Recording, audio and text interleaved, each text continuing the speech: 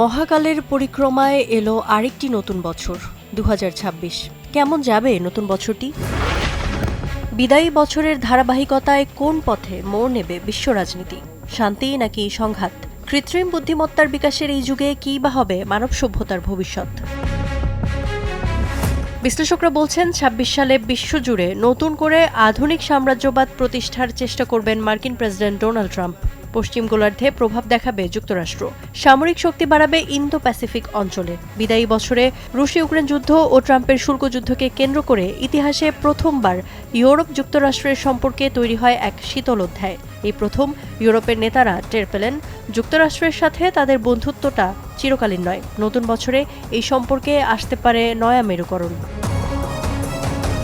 ক্যারিবীয় অঞ্চলে মার্কিন সামরিক উপস্থিতির উদ্বেগ অব্যাহত থাকবে নতুন বছরেও। অঞ্চলটিতে যুক্তরাষ্ট্রের ছায়াযুদ্ধের ফলাফল কী দাঁড়াবে তা নিয়ে সন্দিহান অনেকেই। 2026-এ সবচেয়ে বড় প্রশ্ন হল ক্যারিবীয় অঞ্চলে থাকা মার্কিন বাহিনী ভেনেজুয়েলায় কোনো সামরিক পদক্ষেপ নেবে কি, নিলে তা কতটুকু কার্যকর হবে।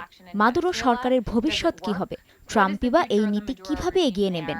কারণ পরিস্থিতি অনেক জটিল হলেও মাদুরো কিন্তু অনড়। শিল্পায়নে অপ্রতিদ্বন্দ্বী চীন। শুল্কযুদ্ধের পর কোন অস্ত্রে শি জিনপিংকে ঠেকাবেন ট্রাম্প? তাইওয়ানকে স্মরণকালের সবচেয়ে বড় অস্ত্রের চালান দিয়ে এরই মধ্যে উত্তেজনা ছড়িয়েছে যুক্তরাষ্ট্র। মদত দেওয়া হচ্ছে চীনের চিরশত্রু জাপানকেও। অর্থাৎ দক্ষিণ চীন সাগর অঞ্চলে মিত্রদের সামরিক শক্তি বাড়িয়ে ভারসাম্য বজায় রাখতে চাইছেন ট্রাম্প। চীনের মতো শক্তিশালী প্রতিদ্বন্দ্বীর সাথে সমঝোতায় আবারও হয়তো শুল্ক ছাড় বা বাণিজ্য চুক্তির উপরই ভর করতে পারেন ট্রাম্প। রুশ ইউক্রেন যুদ্ধ বন্ধের পণ করেছিলেন ট্রাম্প, দিয়েছিলেন শান্তির প্রস্তাব। বৈঠক হয়েছে দুপক্ষের সাথেই, তবে আশার আলো দেখছেন না বিশ্লেষকরা, কারণ এখনও অনড় ক্রেমলিন। তাই যুদ্ধের ভারে ক্লান্ত ইউক্রেনীয়দের জন্য হতাশার বছর হয়েই থাকতে পারে ২৬ সাল। বরং রুশ ইউক্রেন যুদ্ধ ঘিরে ইউরোপের সাথে তিক্ত হতে পারে যুক্তরাষ্ট্রের সম্পর্ক। ট্রাম্প প্রশাসন সবসময় চটপট চুক্তি স্বাক্ষর অনুষ্ঠান ও দৃষ্টিনন্দন কূটনৈতিক ডিলের দিকে বেশি মনোযোগ দেয়, কিন্তু বাস্তবায়নের দিকে তার মনোযোগ কম থাকে, যা সত্যি শান্তি বা স্থিতিশীলতা আনার জন্য জরুরি। নতুন বছরে বিশ্বকে আরও বেশি যুদ্ধ দেখতে হতে পারে বলে শঙ্কা বিশ্লেষকদের। লন্ডনের রয়্যাল ইউনাইটেড সার্ভিস ইনস্টিটিউটের আন্তর্জাতিক নিরাপত্তা বিষয়ক বিভাগের পরিচালক নীল মালভিনের মতে, মধ্যপ্রাচ্য, ইউরোপ, আফ্রিকা ও এশিয়া এবছর আরও বেশি সংঘাত দেখবে। চারপাশে যা ঘটছে তা খুব চিন্তার। বড় দেশগুলো আরও বেশি মারমুখী অবস্থানে চলে যাচ্ছে। আরও বেশি ইউরোপ রাশিয়া যুদ্ধের আশঙ্কার কথা শোনা যাচ্ছে।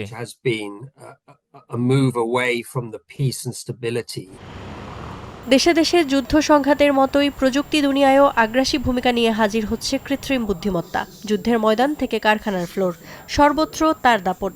বিদায়ী বছরে চিকিৎসা বিজ্ঞানে যেমন চমক নিয়ে হাজির হয়েছে এআই, তেমন কারণ হয়েছে বেকারত্বেরও। তবে কৃত্রিম বুদ্ধিমত্তা নিয়ে কাজ করা প্রতিষ্ঠানগুলো বলছে চলতি বছর এআই বিনিয়োগ কমবে উল্লেখযোগ্য হারে। এআই বিনিয়োগ আসলে কতটা ফলপ্রসূ তা নিয়ে এখন বিনিয়োগকারীরা সন্দিহান। গত বছর এই খাতে রেকর্ড পরিমাণ বিনিয়োগ হয়েছে, কিন্তু ব্যবহারকারী কমেছে, তাই এই খাতে বিনিয়োগ কমতে শুরু করেছে। এখন প্রশ্ন উঠেছে, এআই এর মোহ কি তাহলে কেটে যাবে এবছর? তাই যদি হয়, তাহলে প্রযুক্তির ভবিষ্যৎ কি? ২০২৫ সালে প্রকৃতিরও আগ্রাসী রূপ দেখেছে বিশ্ব। গবেষকরা বলছেন ২৬ সালের প্রকৃতি হবে ২৫-এর তুলনায় কয়েক গুণ বেশি আগ্রাসী। গবেষণা বলছে গেল ১০ বছরে বৈশ্বিক তাপমাত্রা বেড়েছে ০.২৭ হারে, যা এর আগের ১০ বছরের তুলনায় প্রায় ৫০% দ্রুত। Iffat Khandakar, star news.